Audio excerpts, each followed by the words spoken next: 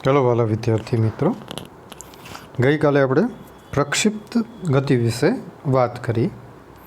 પ્રક્ષિપ્ત ગતિ એટલે કે કોઈપણ પદાર્થને આપણે ગુરુત્વીય ક્ષેત્રમાં સમસ્થિતિ સાથે અમુક કોણે ફેંકવામાં આવે છે ત્યારે નિયમિત સમસ્થિતિજ વેગ અને નિયમિત ઉદ્ધવ પ્રવેગ સાથે ગતિ કરે છે, એટલે કે દ્વિપરિમાણમાં ગતિ કરીએ છીએ તો આવી ગતિને આપણે પ્રક્ષિપ્ત ગતિ કહેતા હતા, જે તમે ગઈકાલે આના વિશે સમજ્યું અને પદાર્થની પણ વાત કરી હતી। તો પદાર્થ, પ્રક્ષિપ્ત પદાર્થ જે બરાબર ફેંકવામાં આવે, ઉડ્ડયન કરતો હોય દરમિયાન પદાર્થને શું કહીશું? પ્રક્ષિપ્ત પદાર્થ।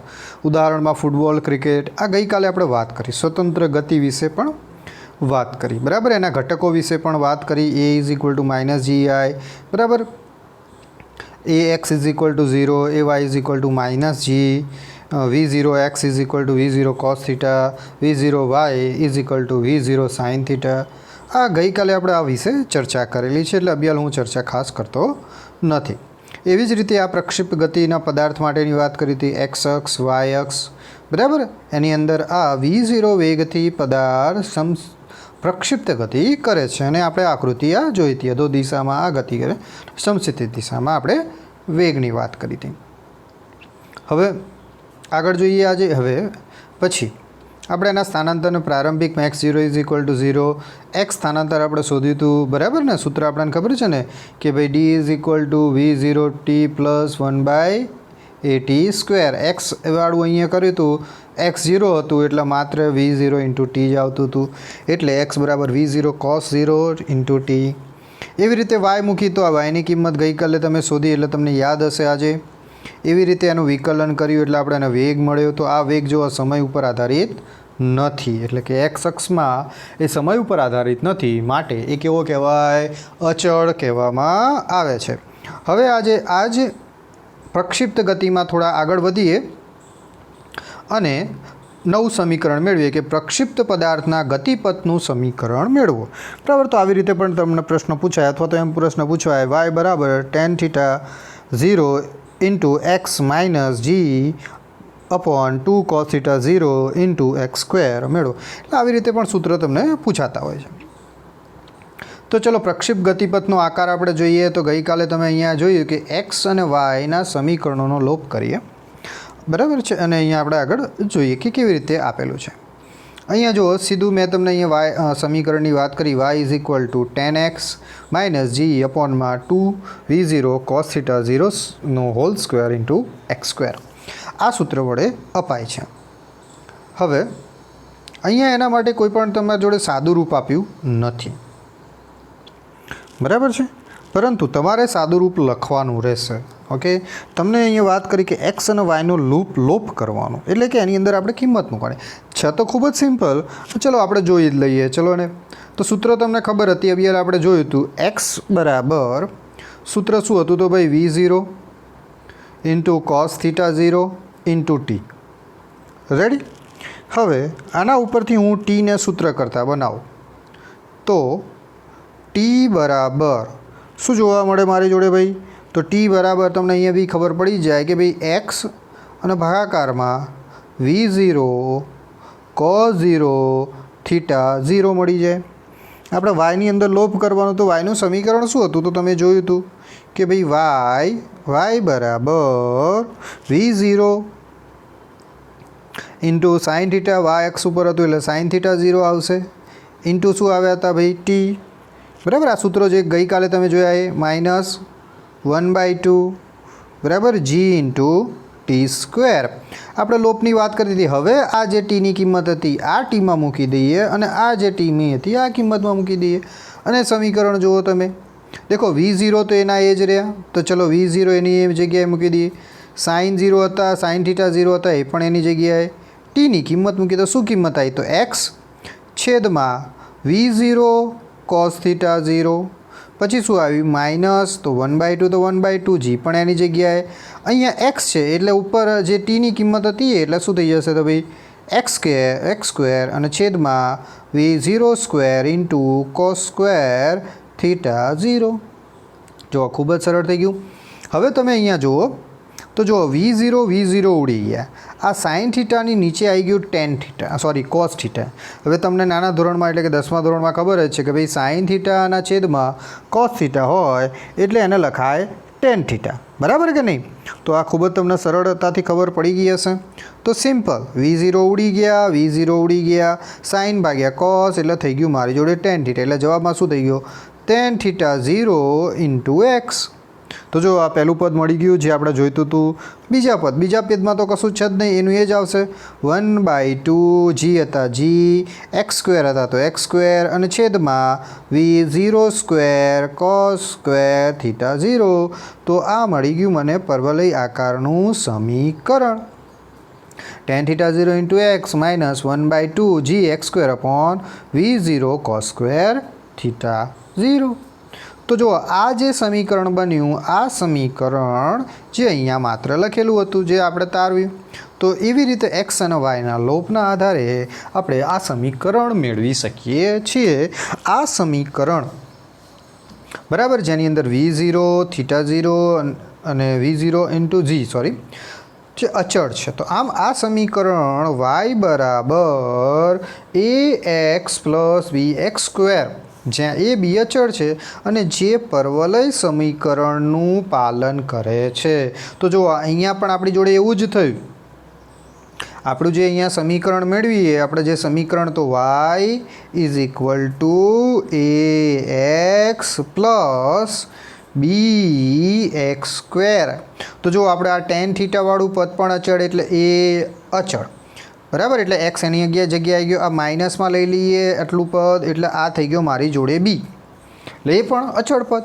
તો આ દરેક પદ અચળ છે એટલે એનો મતલબ શું થઈ ગયો? અહીંયા જે વાયનું સમીકરણ, જે પરવલય આકારનું સમીકરણ છે એની સાથે બંધ બેસતું આવે છે.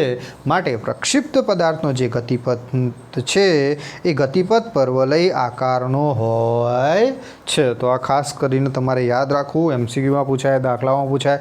આ સૂત્ર તમારે તૈયાર કરવાનું છે.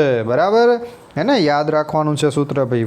y બરાબર ગતિપથ, બરાબર, એટલે કે શું? પ્રક્ષિપ્ત પદાર્થના ગતિપથનો પરવલય આકારનું સમીકરણ y બરાબર tan theta 0 into x minus g છેદમાં 2 અથવા તો 1/2 V0 square cos square theta 0 into x square. તો આવી રીતે તમે સૂત્ર યાદ રાખશો.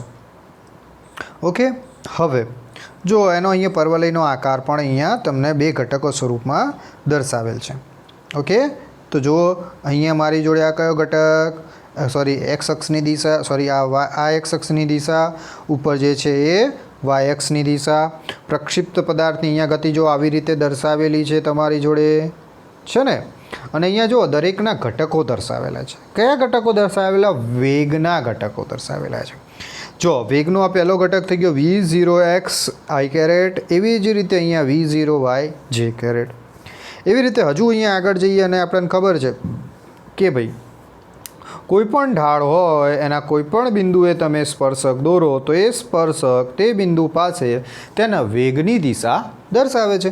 તો અહીંયા જો સ્પર્શકનીમાં વેગની દિશા એટલે vની દિશા મળી એટલે V0x i caret into V0x i 0 નહીં આવે, vx i કેરેટ આવશે અને અહીંયા vy j કેરેટ આવશે. અને અહીંયા સમાંતરમાં જો અહીંયા દેખો V0 0 થઈ ગયા, vy 0 0 થઈ ગયા હે ને. તો વેગ અહીંયા સમક્ષિતિજ દિશામાં જ મળશે, પરંતુ ઉધ્વ દિશામાં એટલે કે વાય એક્સમાં કેવો થઈ ગયો 0. અહીંયા થીટા પણ કેવો થઈ ગયો 0, કારણ કે sine 0 is equal to 0, cos 0 is equal to 1. આ ખાસ યાદ રાખવાનું છે તમારે. શું યાદ રાખવાનું છે? તો સાઇન 0 બરાબર શું થાય ભાઈ? 0. અને તમે કોસ 0 લો તો શું થાય? 1. અહીંયા ખૂણો થીટા 0 એટલે જો V0 કોસ થીટા હોય તો કોસ થીટામાં V0ની કિંમત V0 થાય, પરંતુ સાઇન હોય તો એની કિંમત 0 થાય છે.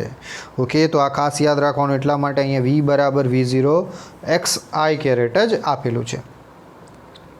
એવી રીતે જો અહીંયા વાયની દિશા અહીંયા બદલાય છે એટલે એનો મતલબ શું થયો કે દેખો અહીંયા આ એક્સ અક્ષ દિશામાં V0 XI, અહીંયા પણ એક્સ દિશામાં V0 XI, અહીંયા પણ એક્સ દિશામાં V0 XI, અહીંયા પણ એક્સ દિશામાં V0 XI, એટલે કે એક્સ અક્ષની દિશામાં V0ની કિંમત સમાન જોવા મળે છે. એનો મતલબ શું થયો કે દરેક દિશામાં વેગ અચળ છે, અને જો વેગ અચળ એટલે મતલબ શું થયો કે સમક્ષિતિજ દિશામાં આ પ્રક્ષેપિત પદાર્થ અચળ વેગથી ગતિ કરે છે. તો માત્ર ઉધ્વ ઘટકમાં જ ફેરફાર જોવા મળે છે. એવી રીતે નીચે તરફ છેક સુધી નીચે લઈએ તો પણ માઇનસમાં ખાલી દિશા બદલાય છે, ખૂણો માઇનસ થઈ જાય છે, બસ બાકી બીજો કોઈ ફેરફાર થતો નથી. તો આ જે આકાર જોવા મળે છે એને આપણે આવા ગતિપથના આકારને પરવલય આકારની ગતિપથ તરીકે ઓળખીએ છીએ. બરાબર છે? તો આ તમે યાદ રાખજો. હવે આગળ જોઈએ પ્રશ્ન બીજો. બરાબર, એટલે એની અંદરનો જ પ્રશ્ન છે પણ એનો ટોપિક કહેવામાં આવે છે. શું કહે છે કે ભાઈ હવે આપણે પ્રક્ષિપ્ત પદાર્થ માટે મહત્તમ ઊંચાઈ માટે લાગતો સમય, ઓકે, એટલે કે પ્રક્ષિપ્ત પદાર્થને મહત્તમ ઊંચાઈ પ્રાપ્ત કરવા માટે લાગતો સમય શોધો, અથવા તો કુલ ઉડ્ડયન સમય શોધો, અથવા તો મહત્તમ ઊંચાઈનું સૂત્ર મેળવો. બરાબર, આવી રીતે અલગ અલગ રીતે તમને પ્રશ્ન પૂછાઈ શકે. તો જુઓ, હવે અહીંયા આપણી જોડે કેવી રીતે સમીકરણ શું આપેલું છે એ જોઈશું. તો જુઓ, અહીંયા Vy બરાબર V0 એની કિંમત આપી દીધી, અને વેગ ત્યારે 0 હતો એની કિંમત મૂકી દીધી, અને એ કિંમતના આધારે આપણી જોડે Tm મૂકી દીધો.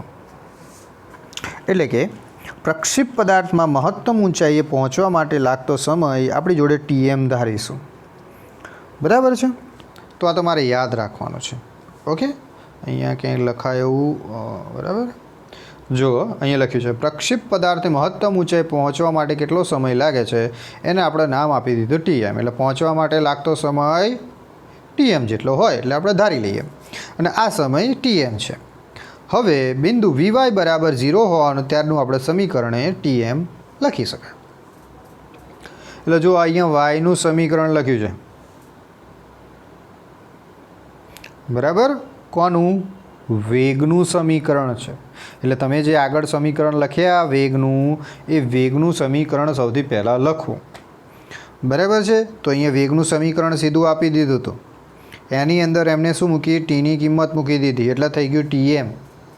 પણ Vy કેવો જોવા મળે છે? મહત્તમ ઊંચાઈ એ 0. તો જુઓ, આપણે અહીંયા સમીકરણ જોયું. સૌથી પહેલાં હું તમને વેગનું સમીકરણ બતાડી દઉં એટલે તમને યાદ આવે. જો આપણે આ સમીકરણનો ઉપયોગ કરીએ છીએ. આ સમીકરણમાં Vy બરાબર V0 sin θ માઇનસ GT, આ કેવી રીતે આવ્યું હતું એ પણ તમને યાદ હશે. બરાબર, શું કર્યું હતું? અહીંયા એક્સનું વિકલન, સોરી વાયનું વિકલન, એટલે આપણને આ જવાબ મળે. તો એ જ સમીકરણનો આપણે અહીંયા ઉપયોગ કરવાનો છે.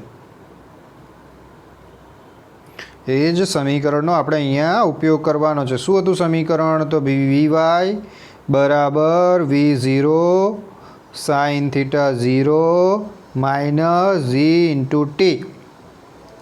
પરંતુ Vy જ્યારે 0 હોય ત્યારે એને મહત્તમ ઊંચાઈ પ્રાપ્ત કરી હોય. શું પ્રાપ્ત કરી હોય? મહત્તમ ઊંચાઈ. તો મહત્તમ ઊંચાઈ માટેનો સમયગાળો પણ કેવો થાય? મેક્સિમમ. એટલે આપણે લખીશું Tm. એટલા માટે મહત્તમ ઊંચાઈ પ્રાપ્ત કરવા માટેનો આ જે સમયગાળો લીધો, એટલા માટે અહીંયા ટીની જગ્યાએ આપણે લખી દઈએ m. પરંતુ તમને ખબર છે કે Vy બરાબર મહત્તમ ઊંચાઈ એ તો 0 થાય છે. એટલા માટે મારી જોડે જવાબમાં શું આવ્યો? 0 બરાબર V0 sin θ 0 minus G into Tm. આપણે સૂત્ર કરતાં Tmને બનાવવાના છે. કોને બનાવવાના છે ભાઈ?